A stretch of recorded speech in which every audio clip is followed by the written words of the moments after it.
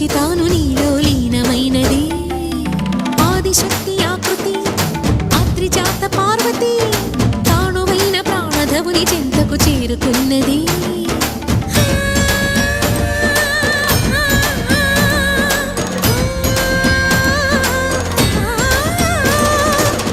భువికి తరలించేలా